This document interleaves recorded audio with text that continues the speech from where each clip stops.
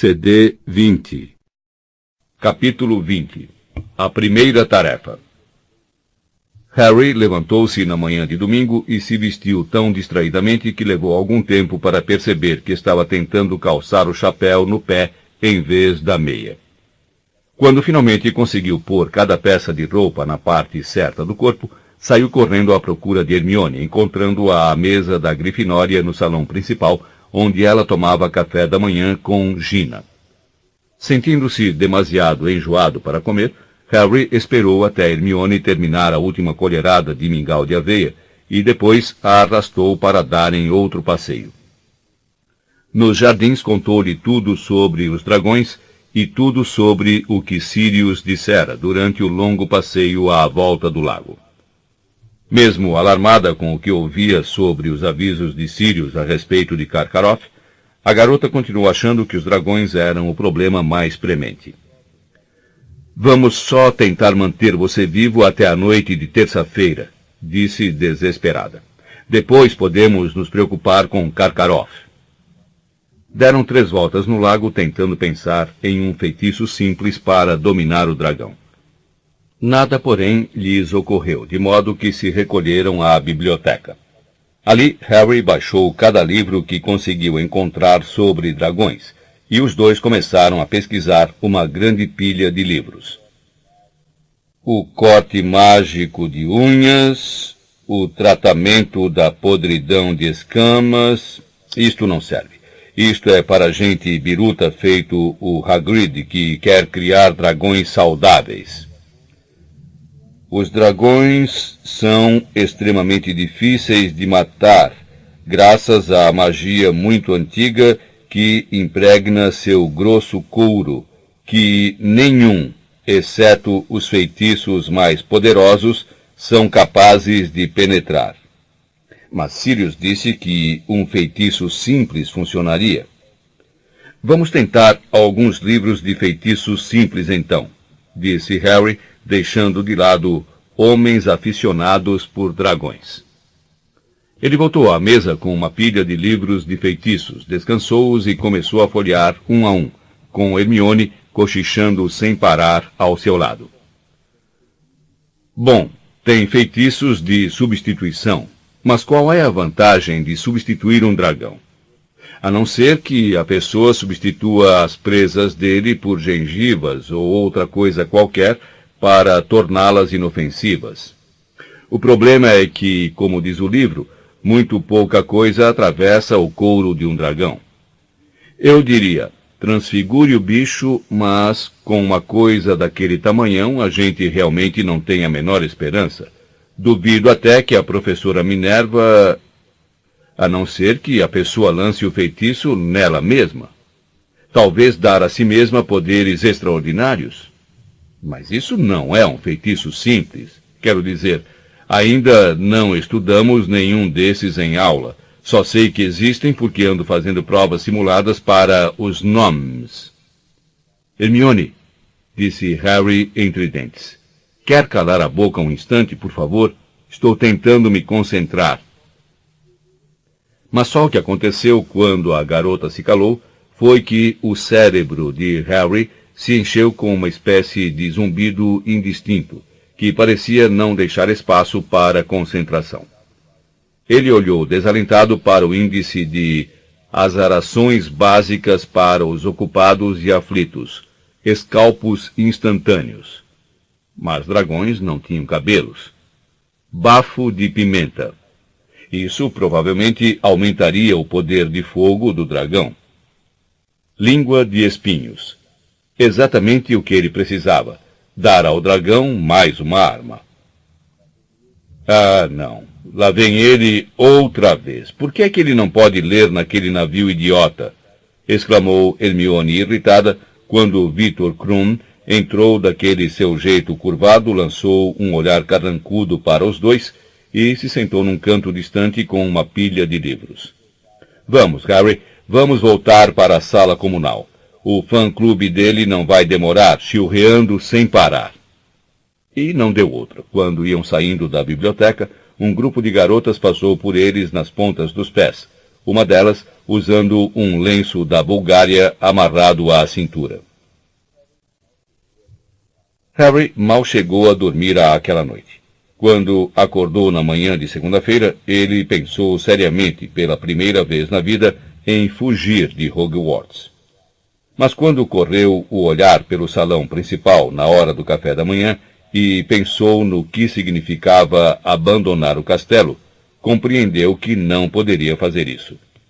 Era o único lugar em que fora feliz. Bem, ele supunha que devia ter sido feliz em companhia dos pais também, mas não seria capaz de lembrar. Por alguma razão, a consciência de que preferia estar ali e ter de encarar um dragão a voltar à Rua dos Alfeneiros com Duda foi uma coisa boa. E fez com que se sentisse ligeiramente mais calmo.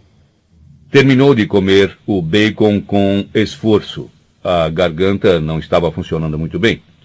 E quando se levantou com Hermione, ele viu Cedrico Diggory deixando a mesa da Lufa-Lufa. Cedrico ainda não sabia dos dragões, o único campeão que não sabia.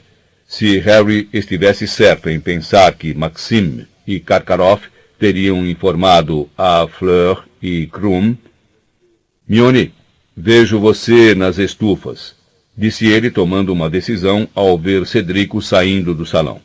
Vai andando, eu alcanço você. Harry, você vai se atrasar. A sineta já vai tocar. Eu alcanço você, ok? Quando Harry chegou ao pé da escadaria de mármore, Cedrico já estava no topo. Ia acompanhado de um monte de amigos do sexto ano. Harry não queria falar com o campeão na frente deles. Faziam parte do grupo que andaria citando o artigo de Rita Skeeter em voz alta todas as vezes que ele se aproximava. Seguiu então Cedrico à distância e viu que o garoto ia em direção ao corredor da classe de feitiços. Isso deu a Harry uma ideia. Parando a uma certa distância deles, puxou a varinha e mirou com cuidado. Difindo! A mochila de Cedrico se rompeu. Pergaminhos, penas e livros se espalharam pelo chão. Vários tinteiros se quebraram. Não se preocupem, disse Cedrico em tom irritado quando os amigos se abaixaram para ajudá-lo. Digam a Flitwick que estou chegando. Vão indo. Isso era exatamente o que Harry esperava que acontecesse.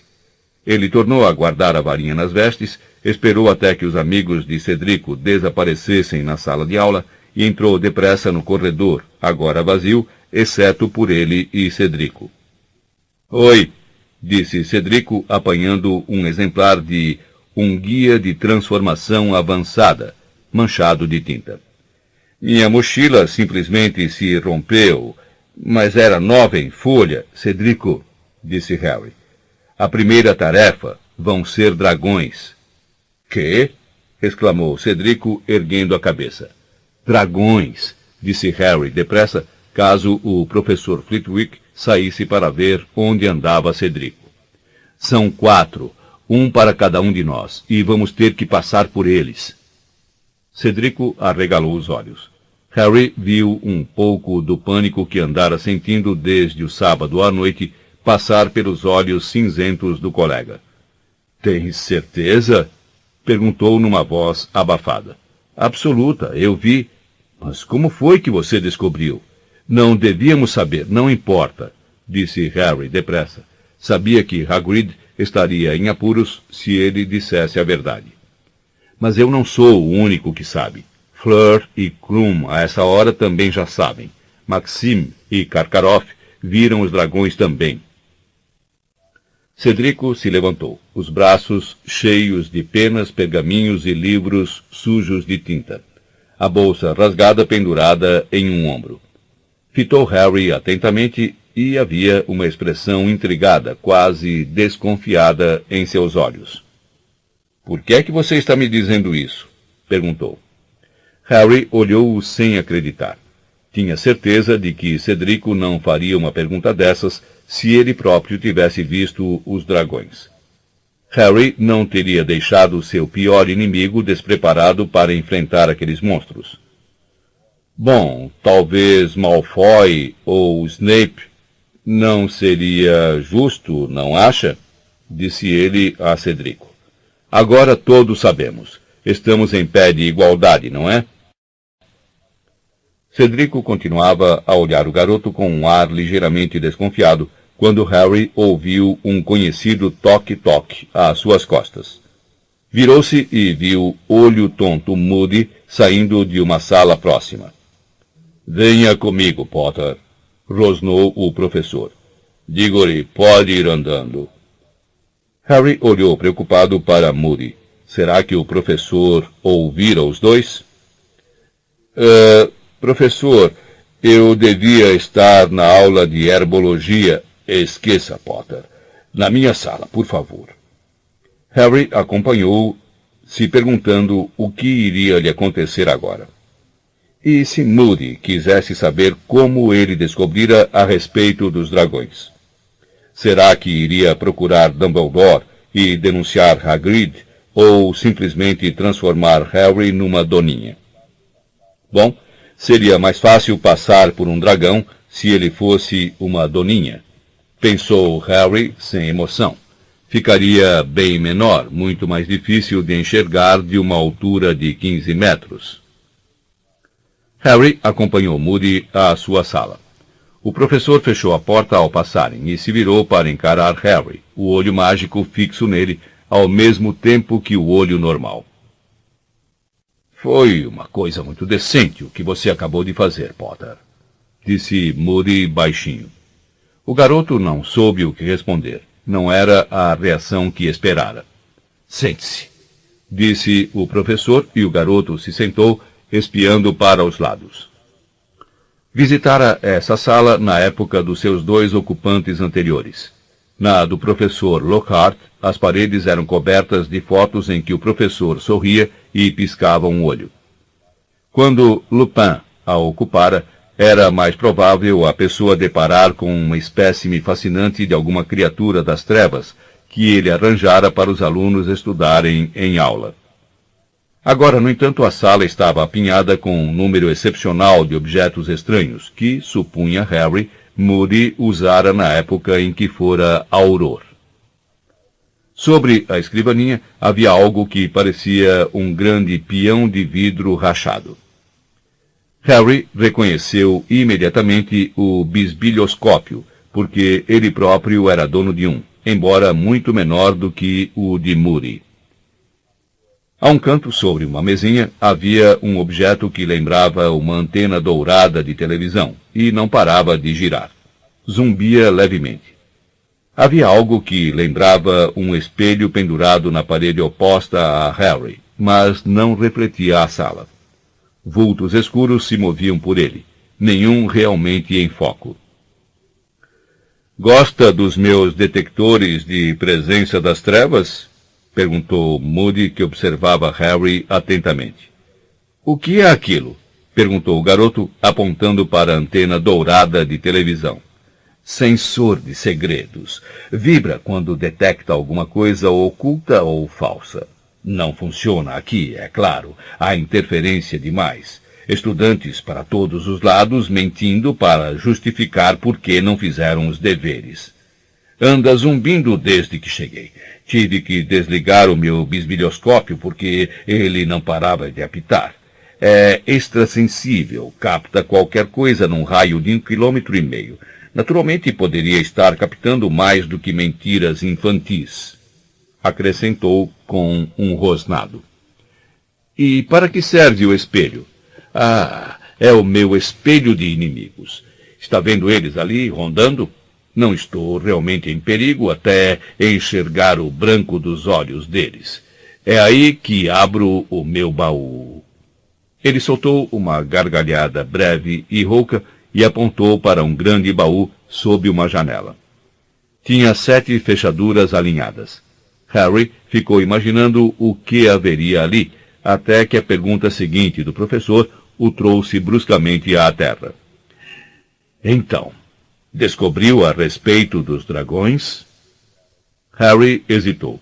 Receara isso, mas não contara a Cedrico e certamente não iria contar a Moody que Hagrid infringira o regulamento. Tudo bem, disse Moody, sentando-se e esticando a perna de pau com um gemido. Tradicionalmente, trapacear sempre fez parte do torneio tribruxo. Eu não trapaceei, disse Harry com veemência. Descobri meio por acaso. Moody sorriu.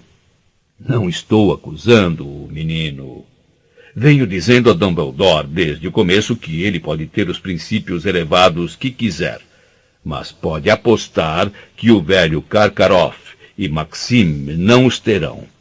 Devem ter dito aos seus campeões tudo o que puderam. Querem ganhar, querem vencer Dumbledore.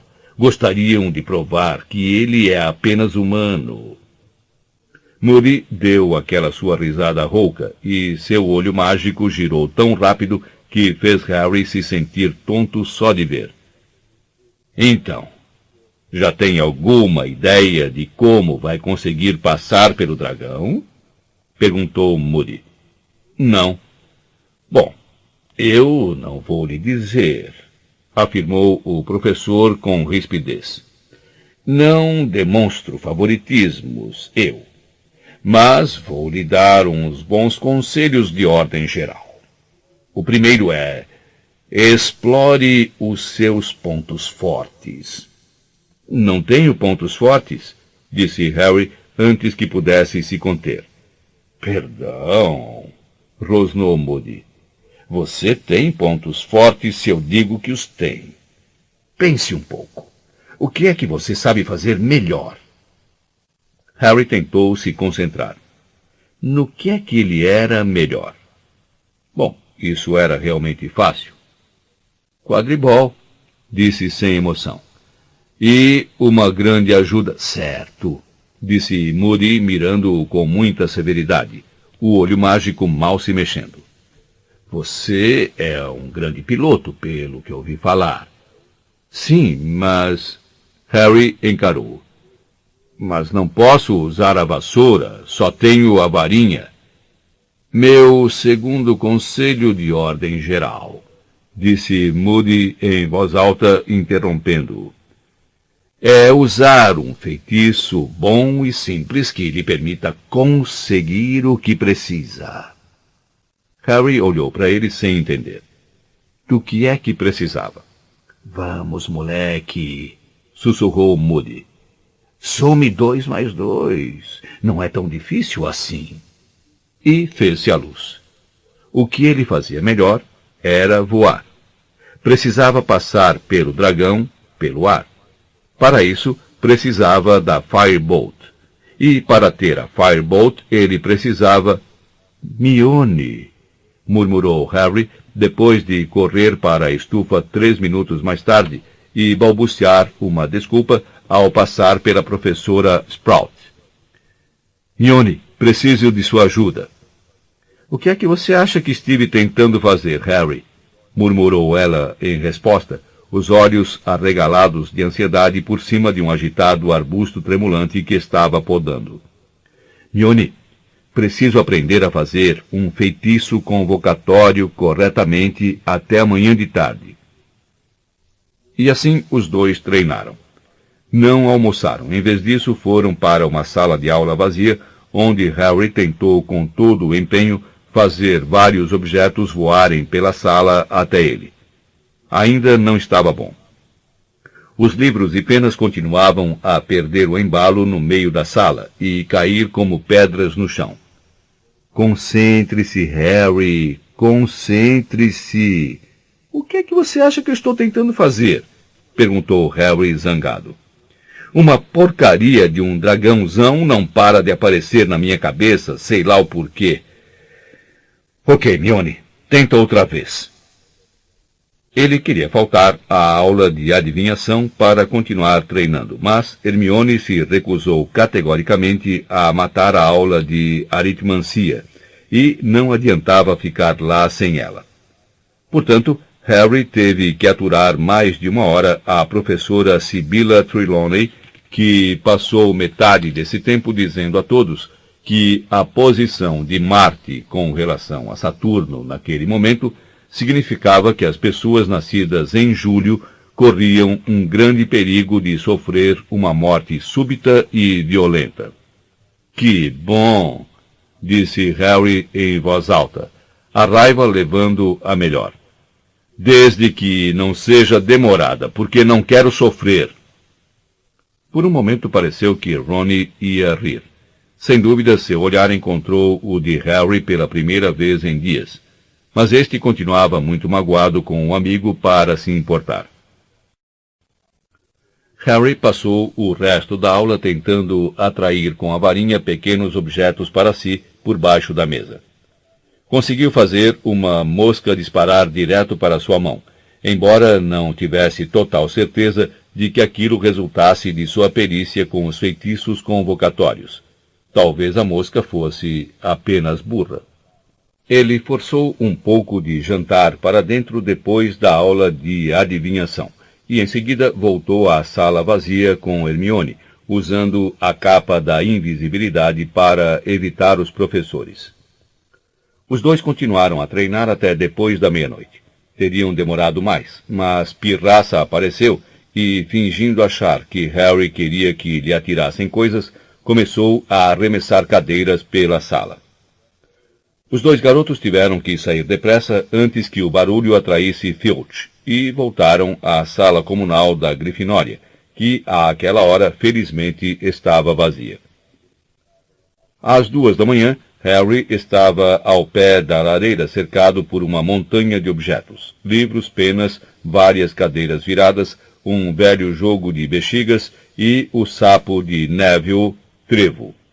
Somente na última hora ele realmente pegara o jeito dos feitiços convocatórios. Está melhor, Harry, está muito melhor, disse Hermione, parecendo exausta, porém muito satisfeita. Bom, agora sabemos o que fazer na próxima vez que não conseguirmos lançar um feitiço, disse Harry, atirando um dicionário de runas para Hermione, para que pudesse tentar mais uma vez. Me ameace com um dragão. Certo. Ele ergueu a varinha novamente. Accio Dicionário. O pesado livro voou da mão de Hermione, atravessou a sala e Harry o aparou. Harry, sinceramente acho que você pegou o jeito, exclamou a garota encantada. Desde que funcione amanhã, disse Harry. A Firebolt vai estar muito longe do que essas coisas aqui. Vai estar no castelo e eu vou estar lá fora nos jardins. Não faz diferença, disse Hermione com firmeza. Desde que você se concentre para valer, realmente para valer, ela chega lá. Harry, é melhor dormirmos um pouco. Você vai precisar estar descansado. Harry se concentrara com tanto empenho para aprender os feitiços convocatórios aquela noite, que parte do seu pânico irracional o deixara. Voltou, contudo, com força total na manhã seguinte. A atmosfera na escola era de grande tensão e excitação. As aulas iam ser interrompidas ao meio-dia, dando a todos os estudantes tempo para descer até o cercado dos dragões, embora, é claro, eles ainda não soubessem o que encontrariam lá. Harry se sentiu estranhamente isolado de todos à sua volta, tanto dos que lhe desejavam boa sorte, quanto dos que o vaiavam. Vamos levar uma caixa de lenços de papel, Potter, diziam ao passar. Era um nervosismo tão intenso que ele ficou imaginando se poderia perder a cabeça quando tentassem conduzi-lo ao dragão e ele começasse a xingar todo mundo que estivesse à vista. O tempo estava mais esquisito que nunca. Transcorria em grandes lapsos, de modo que, num momento, Harry estava sentado assistindo à primeira aula, História da Magia, e, no momento seguinte, saindo para almoçar. Depois, aonde fora aquela manhã? As últimas horas sem dragão? A professora Minerva corria para ele no salão principal. Um montão de gente estava olhando. Potter, os campeões têm que descer para os jardins agora. Você tem que se preparar para a primeira tarefa. Ok, disse Harry, se levantando e deixando cair o garfo no prato com estrépito. Boa sorte, sussurrou Hermione. Você vai se sair bem. Ah, vou, exclamou Harry com uma voz que nem parecia a dele. O garoto deixou o salão principal com a professora Minerva, que também não parecia a pessoa de sempre. De fato, parecia quase tão ansiosa quanto Hermione. Ao conduzi-lo pelos degraus de pedra para a fria tarde de novembro, ela pôs a mão no ombro do garoto. Agora, não entre em pânico, disse ela. Mantenha a cabeça fria. Temos bruxos à mão para resolver a situação se ela se descontrolar. O principal é você fazer o melhor que puder, e ninguém vai passar a pensar mal de você por isso. Você está bem? Estou, Harry ouviu-se dizendo. Estou ótimo. Ela o conduzia ao lugar onde estavam os dragões, margeando a floresta. Mas, quando se aproximaram do arvoredo por trás do qual o cercado estaria claramente visível, Harry viu que haviam armado uma barraca com a entrada voltada para quem chegava, que impedia a visão dos dragões.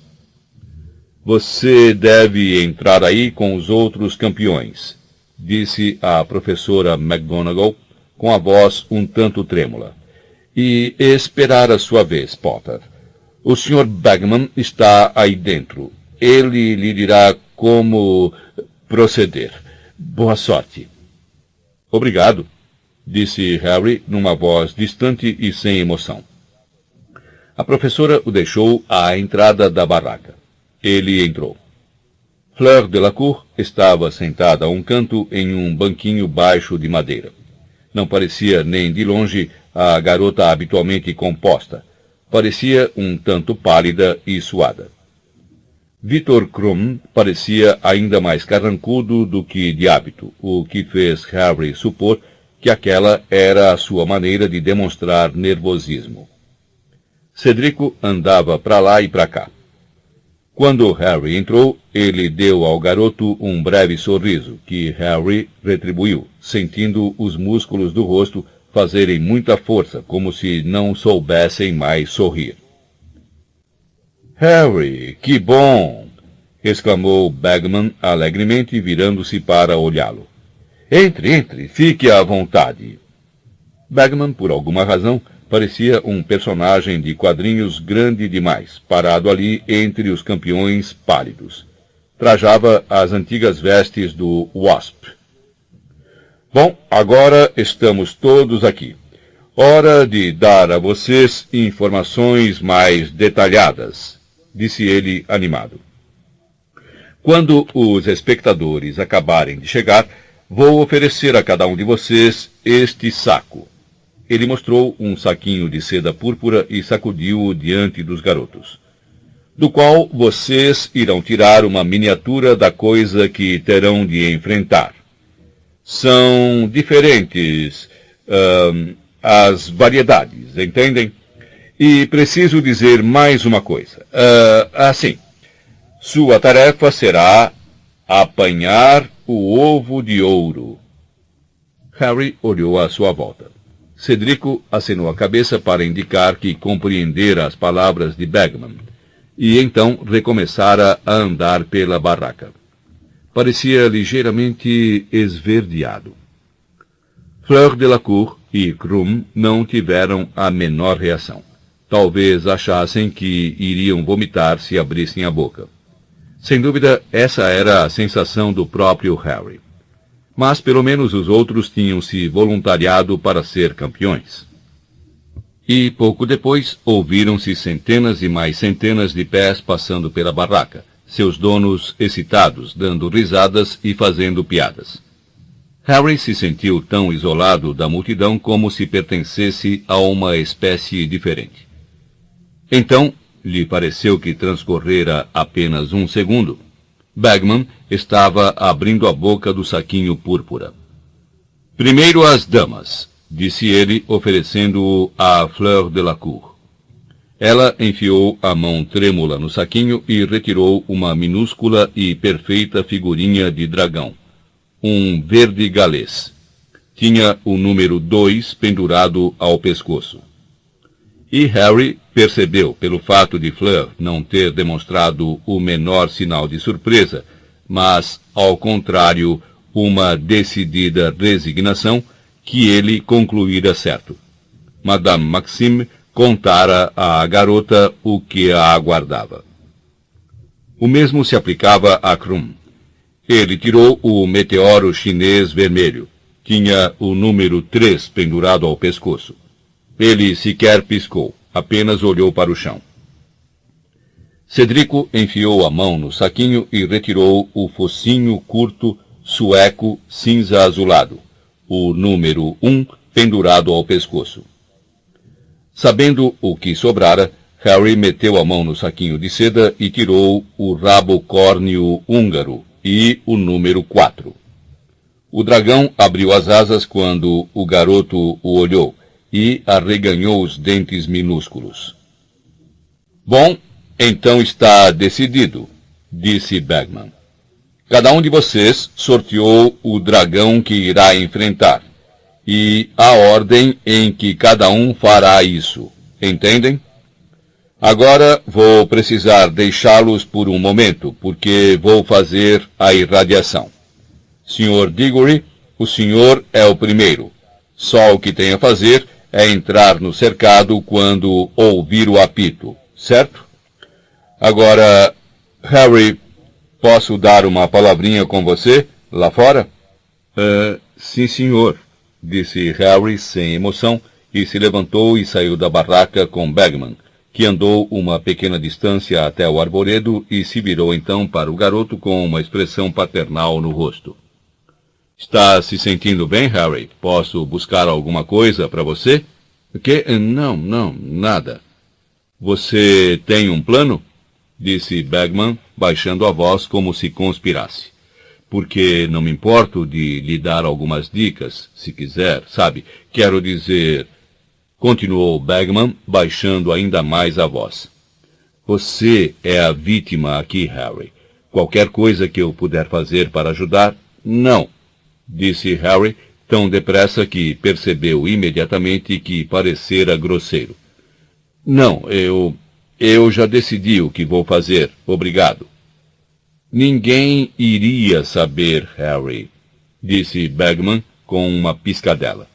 Não, estou ótimo, respondeu o garoto se perguntando por que não parava de dizer isso a todo mundo, e se algum dia estivera tão longe do ótimo. Já tenho um plano, Um apito soou em algum lugar. Meu bom Deus, tenho que correr, disse Bagman, assustado, e saiu com pressa.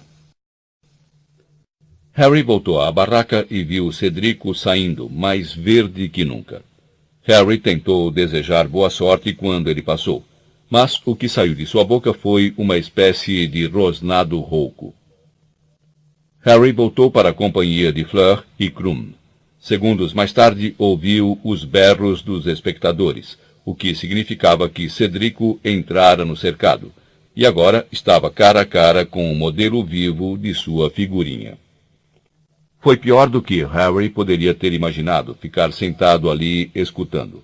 A multidão gritava, urrava, exclamava como uma entidade única de muitas cabeças, enquanto Cedrico fazia o que quer que estivesse fazendo para tentar passar pelo focinho curto sueco. Krum continuava a olhar para o chão. Fleur agora passara a refazer os passos de Cedrico, dando voltas na barraca. E os comentários de Bagman tornavam tudo muito pior. Imagens horrendas se formaram na mente de Harry quando ele ouviu. Ah, por um tris, por muito pouco. Ele está se arriscando, o campeão.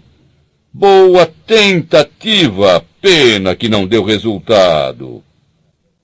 Então, uns 15 minutos depois, Harry ouviu um urro ensurdecedor que só poderia significar uma coisa. Cedrico conseguira passar pelo dragão e se apoderara do ovo de ouro. Realmente muito bom, gritou Bagman. E agora as notas dos juízes. Mas ele não irradiou as notas. Harry supôs que os juízes estivessem erguendo as notas no alto para mostrá-las à multidão. 1 a menos, faltam 3, berrou Bagman quando o apito tornou a tocar. Senhorita Delacour, queira fazer o favor. Fleur tremia da cabeça aos pés. Harry sentiu mais simpatia por ela do que sentira até então, quando a viu deixando a barraca com a cabeça erguida e a mão apertando a varinha. Ele e Krum ficaram a sós, em lados opostos da barraca, evitando se olhar. Recomeçou o mesmo processo. Não tenho muita certeza se isto foi sensato.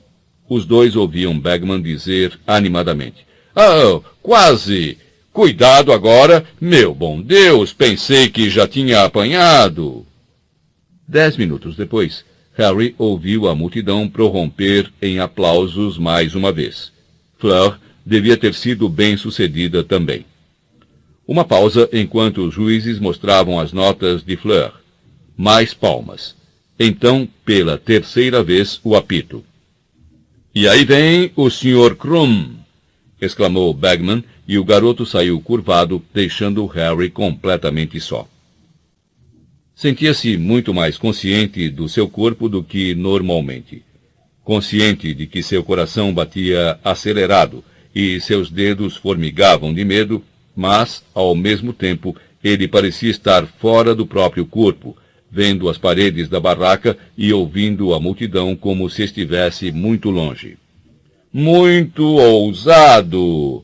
Berrava Bagman, e Harry ouviu o meteoro chinês soltar um poderoso e terrível urro, enquanto a multidão prendia a respiração em uníssono. Que sangue frio ele está demonstrando! E... sim, senhores, ele apanhou o ovo! Os aplausos romperam o ar invernal como se espatifassem uma vidraça. Krum terminara. Seria a vez de Harry a qualquer momento. Harry se levantou, reparando vagamente que suas pernas pareciam feitas de marshmallow. Ele aguardou. Então ouviu o apito tocar. Cruzou então a entrada da barraca, o pânico se avolumando dentro dele. E agora estava passando pelas árvores e atravessando uma abertura na cerca. O garoto via tudo diante de si como em um sonho berrantemente colorido. Havia centenas e mais centenas de rostos nas arquibancadas que o olhavam, que tinham se materializado desde a última vez que ele estivera naquele lugar. E havia o rabo córneo do outro lado do cercado, deitado sobre sua ninhada de ovos, as asas meio fechadas, os olhos amarelos e malignos fixos nele. Um lagarto negro, monstruoso e coberto de escamas, sacudindo com força o rabo de chifres, que deixava marcas de 1 metro de comprimento escavadas no chão duro. A multidão fazia uma barulheira infernal, mas, se era simpática ou não a ele, Harry não sabia nem se importava. Era hora de fazer o que tinha de fazer. Focalizar a mente inteira e absolutamente na coisa que era sua única chance. Ele ergueu a varinha. Accio Firebolt! Gritou. Então esperou, cada fibra de seu corpo desejando, pedindo. Se não funcionasse, se não estivesse a caminho... Ele parecia contemplar as coisas à sua volta através de uma barreira transparente e luminosa, como uma névoa de vapor quente, que fazia as centenas de rostos que o rodeavam flutuar estranhamente. Então ele a ouviu, cortando o ar às suas costas. Ele se virou e viu a Firebolt disparando em sua direção, começando a sobrevoar a floresta, chegando ao cercado e estacando imóvel no ar, aguardando que ele a montasse. A multidão fez ainda mais estardalhaço. Bagman gritou alguma coisa, mas os ouvidos de Harry não estavam mais ouvindo bem. Ouvir não era importante. Ele passou a perna por cima da vassoura e deu impulso contra o chão. Um segundo depois, uma coisa milagrosa aconteceu. À medida que ele ganhava altura, à medida que o vento passava rumorejando entre seus cabelos, à medida que os rostos da multidão se transformavam em meros pontinhos cor de carne lá embaixo, e o rabo córneo se reduzia ao tamanho de um cão, ele percebeu que deixara atrás de si não somente o chão, mas também o medo. Ele estava de volta ao lugar a que pertencia. Era apenas mais uma partida de quadribol. Nada mais. Apenas mais uma partida de quadribol. E aquele dragão era apenas mais um time adversário indigesto. Ele olhou para a ninhada de ovos e localizou o ovo de ouro brilhando entre os demais cor de cimento, agrupados em segurança entre as pernas dianteiras do bicho. Ok, Harry disse a si mesmo. Uma tática diversiva. Vamos. E mergulhou. A cabeça do rabo córneo o acompanhou. O garoto sabia o que ia fazer e se recuperou do mergulho bem na hora. Um jorro de fogo fora cuspido exatamente no ponto em que ele estaria se não tivesse se desviado. Mas Harry não se importou. Aquilo era o mesmo que se desviar de um balaço. Nossa, como ele sabe voar! Berrou Bagman enquanto a multidão gritava e exclamava. O senhor está assistindo a isso, Sr. Krum? Harry voou mais alto descrevendo um círculo. O rabo córneo continuava acompanhando o progresso do garoto. Sua cabeça girava sobre o longo pescoço. Se continuasse a fazer isso, ia ficar bem enjoadinho. Mas era melhor não insistir muito, ou o bicho iria recomeçar a cuspir fogo. Harry se deixou afundar rapidamente na hora em que o dragão abriu a boca, mas desta vez teve menos sorte. Ele escapou das chamas, mas o bicho chicoteou o rabo para o alto ao seu encontro, e quando ele virou para a esquerda, um dos longos chifres arranhou seu ombro, rasgando suas vestes. Harry sentiu o ombro arder, ouviu os gritos e gemidos da multidão, mas o corte não parecia ser muito fundo. Agora, ao passar veloz pelas costas do rabo córneo, ocorreu-lhe uma possibilidade. O dragão não parecia estar querendo voar. Estava demasiado preocupado em proteger os ovos. Embora se contorcesse e abrisse e fechasse as asas, sem tirar aqueles medonhos olhos amarelos de Harry, tinha medo de se afastar demais de sua ninhada. Mas o garoto precisava persuadi-lo a fazer isso, ou jamais chegaria perto deles. O truque era fazer isso cautelosamente, gradualmente. Harry começou a voar, primeiro para um lado, depois para o outro, suficientemente longe para o bafo do bicho não o perfurar, mas, ainda assim, oferecendo uma ameaça suficientemente forte para o dragão não tirar os olhos dele. A cabeça do bicho virava para um lado e para o outro, vigiando o garoto com aquelas pupilas verticais, as presas à amostra. Harry voou mais alto. A cabeça do rabo córneo se ergueu com ele. O pescoço agora esticava-se ao máximo, ainda se movendo como uma serpente diante do seu encantador. O garoto subiu mais alguns palmos e o bicho soltou um rugido de exasperação. Harry era uma mosca para ele, uma mosca que o bicho gostaria de amassar. Seu rabo tornou a chicotear, mas Harry estava demasiado alto para que pudesse alcançá-lo. O dragão cuspiu fogo para o ar. Harry se desviou. As mandíbulas do bicho se escancararam. Anda! Sibilou Harry, fazendo voltas irresistíveis no alto. Anda! Vem me pegar! Levanta agora! Então o dragão se empinou, abrindo finalmente as poderosas asas negras de couro, grandes como as de uma avioneta. E Harry mergulhou. Antes que o dragão percebesse o que ele fizera ou onde desaparecera, o garoto estava voando a toda velocidade para o chão em direção aos ovos, agora sem a proteção das patas com garras do dragão. Harry soltou as mãos da Firebolt, agarrou o ovo de ouro e, com um grande arranco, tornou a subir e parou no ar, sobre as arquibancadas, o pesado ovo bem preso sob o braço bom. E era como se alguém tivesse acabado de aumentar o volume do som. Pela primeira vez, ele tomou realmente consciência do barulho da multidão, que gritava e aplaudia com tanto estardalhaço quanto os torcedores dos irlandeses na Copa Mundial. "Olhem só para isso!" berrava Ludo Bagman. "Por favor, olhem para isso! Nosso campeão mais jovem foi o mais rápido a apanhar o ovo. Bom, isso vai diminuir a desvantagem do Sr. Potter." Harry viu os guardadores de dragões se adiantarem, correndo para dominar o bicho.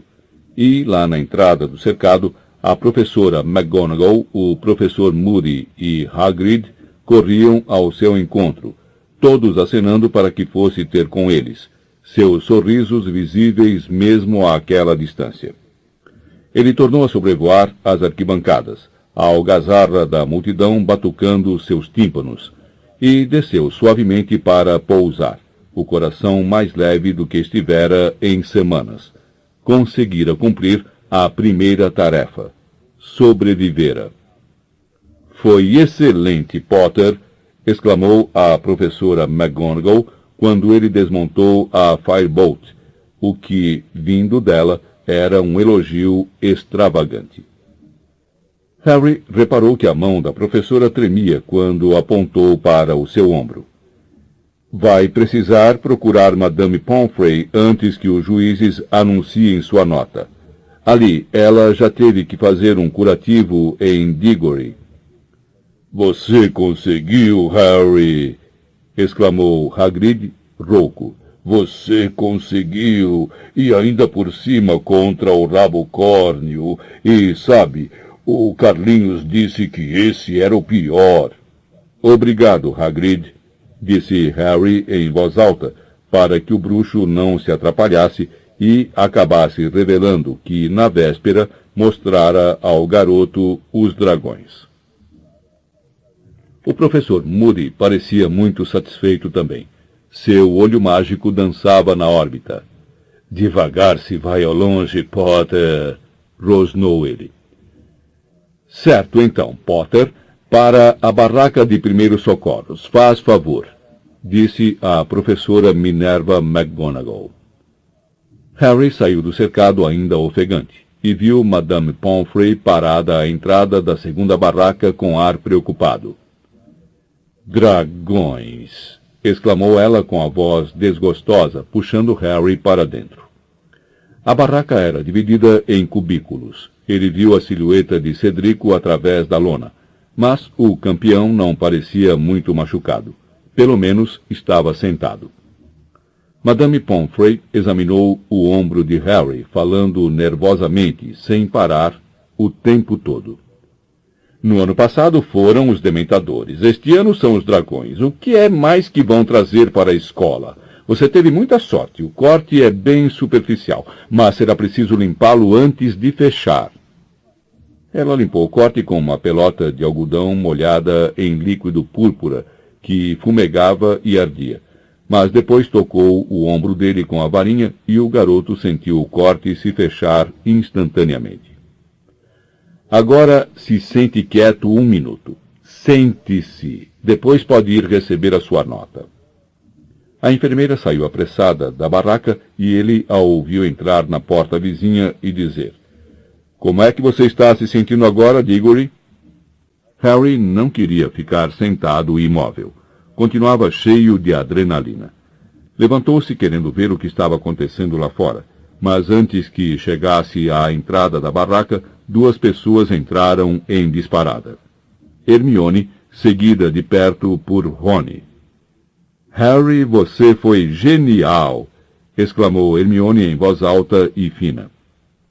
Tinha marcas de unhas no rosto que ela andara apertando de medo. Você foi fantástico, realmente foi! Mas Harry tinha os olhos em Rony, que estava muito branco e olhava fixamente para o amigo como se visse um fantasma. Harry, disse ele muito sério, quem quer que tenha posto o seu nome naquele cálice, eu reconheço que estava tentando acabar com você. Foi como se as últimas semanas jamais tivessem acontecido. Como se Harry estivesse encontrando Rony pela primeira vez, logo depois de ter sido escolhido campeão. Entendeu? Foi? Disse Harry com frieza. Demorou. Hermione estava parada e nervosa entre os dois, olhando de um para outro. Rony abriu a boca, inseguro. Harry sabia que ele ia se desculpar, e, de repente, descobriu que não precisava ouvir desculpas. Tá bom, disse antes que Rony pudesse falar. Esquece. Não, disse Rony. Eu não devia ter... Esquece. Rony riu nervoso para Harry e este retribuiu o sorriso. Hermione caiu no choro. Não tem motivo para chorar, disse Harry espantado. Vocês dois são tão burros, exclamou ela batendo o pé no chão, as lágrimas caindo nas vestes. Então, antes que qualquer dos dois pudesse impedi-la, a garota os abraçou e saiu correndo, agora decididamente aos berros. Maluca, concluiu Rony balançando a cabeça. Harry, anda, eles vão anunciar as suas notas. Recolhendo o ovo de ouro e a Firebolt, sentindo-se mais eufórico do que teria acreditado possível uma hora atrás, Harry se abaixou para sair da barraca, Rony a seu lado, falando depressa. Você foi o melhor, sabe? Ninguém foi páreo para você. Cedrico fez uma coisa estranha, transfigurou uma pedra no chão, transformou-a em cachorro. Estava tentando fazer o dragão avançar no cachorro e não nele. Bem, foi uma transfiguração legal e até funcionou, porque ele apanhou o ovo. Mas ele também se queimou. O dragão mudou de ideia no meio do caminho e decidiu que preferia pegar ele em vez do labrador. Cedrico escapou por um triz. E a tal Fleur tentou uma espécie de feitiço. Acho que estava querendo fazer o dragão entrar em transe. Bom, isso também funcionou. O bicho ficou sonolento, mas aí soltou um ronco e cuspiu um grande jorro de chamas, e a saia dela pegou fogo. Ela apagou com um pouco de água tirada da varinha. E Krum, você não vai acreditar, mas ele nem pensou em voar. Mas provavelmente foi o melhor depois de você. Atacou o dragão com um feitiço bem no olho. Só teve um problema. O bicho saiu andando agoniado e amassou metade dos ovos de verdade. Ele perdeu pontos por causa disso. Krum não devia ter danificado a ninhada. Rony respirou fundo quando os dois chegaram ao cercado. Agora que o rabo córneo fora levado, Harry pôde ver onde os 5 juízes estavam sentados, bem na outra extremidade, em assentos altos cobertos de tecido dourado. Cada um dá notas de 1 a 10, explicou Rony. E Harry, apurando os olhos na direção do campo, viu o primeiro juiz, Madame Maxime, erguer a varinha no ar. Dela saiu uma comprida fita prateada que desenhou um grande 8 no ar. Nada mal, disse Rony enquanto a multidão aplaudia. Suponho que tenha descontado pontos pelo seu ferimento no ombro. O Sr. Crouch foi o seguinte. Lançou um número 9 no ar. Está indo bem, berrou Rony, batendo nas costas de Harry. Depois, Dumbledore. Ele também projetou um 9. A multidão aplaudia com mais entusiasmo que nunca. Ludo Bagman, 10. 10? Disse Harry incrédulo. Mas eu me machuquei. Qual é a dele? Harry, não reclama, berrou Ron excitado. E agora Karkaroff erguia a varinha. Parou um momento e em seguida saiu um número de sua varinha também. 4. Quê? Bradou Ron furioso. 4? Seu bosta desonesto! Você deu 10 ao Krum! Mas Harry não se importou. Não teria se importado se Karkaroff lhe desse 0. A indignação de Ron por sua causa valia uns 100 pontos para ele. Não disse isso ao amigo, é claro, mas seu coração estava mais leve do que o ar quando ele deu meia volta para se retirar do cercado. E não foi apenas Ron, não foram apenas os alunos da Grifinória que aplaudiram no meio da multidão. Quando chegara a hora, quando viram o que Harry precisava enfrentar, a maioria da escola tinha ficado do seu lado e do de Cedrico também. Ele não se importava com os alunos da Sonserina. Podia suportar o que quer que lhe dissessem. Vocês estão empatados no primeiro lugar, Harry. Você e Krum, disse Carlinhos Weasley, correndo ao encontro deles quando os garotos voltavam à escola. Escutem, tenho que correr, tenho que mandar uma coruja à mamãe. Jurei que contaria a ela o que acontecesse, mas foi inacreditável. Ah, foi. E me mandaram lhe avisar que você precisa ficar por aqui mais uns minutinhos. Bagman quer falar com você na barraca dos campeões. Ron disse que esperaria, de modo que Harry tornou a entrar na barraca, que, de algum modo, parecia diferente agora. Simpática e hospitaleira. Ele lembrou a sensação que tivera no momento em que procurava fugir do rabo córneo e comparou-a à longa espera antes de sair para enfrentá-lo. Não havia comparação. A espera fora imensuravelmente pior. Fleur, Cedrico e Krum entraram juntos. Um lado da cabeça de Cedrico estava coberto com uma grossa pasta laranja, que, presumivelmente, estava curando sua queimadura. Ele sorriu para Harry ao vê-lo. Foi legal, Harry. Você também, disse o garoto retribuindo o sorriso. Muito bons, todos vocês, disse Ludo Bagman, entrando lépido na barraca e parecendo satisfeito como se ele próprio tivesse iludido a guarda de um dragão. Agora, só umas palavrinhas. Vocês têm um bom intervalo até a segunda tarefa, que terá lugar às 9:30 da manhã de 24 de fevereiro. Mas vamos lhes dar alguma coisa em que pensar durante esse tempo. Se examinarem os ovos de ouro que estão segurando, verão que eles se abrem. Estão vendo as dobradiças? Vocês precisam decifrar a pista que está dentro do ovo, porque ela dirá qual vai ser a segunda tarefa e permitirá que se preparem. Ficou claro? Tem certeza? Podem ir então.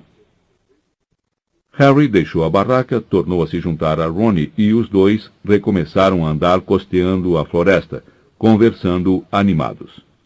Harry queria saber com maiores detalhes o que os outros campeões tinham feito. Depois, quando contornavam o arvoredo atrás do qual Harry ouvira os dragões rugirem pela primeira vez, uma bruxa saltou do meio das árvores. Era Rita Skeeter. Usava hoje vestes verde ácido. A pena de repetição rápida na mão se mesclava perfeitamente com as vestes. Parabéns, Harry, disse ela, rindo radiante para o garoto. Será que você pode me dar uma palavrinha? Como foi que você se sentiu enfrentando aquele dragão? Como é que você se sente agora quanto à lisura das notas? Posso dar uma palavrinha, sim, disse Harry com selvageria. Tchau! E saiu com Ron em direção ao castelo. Fim do CD 20.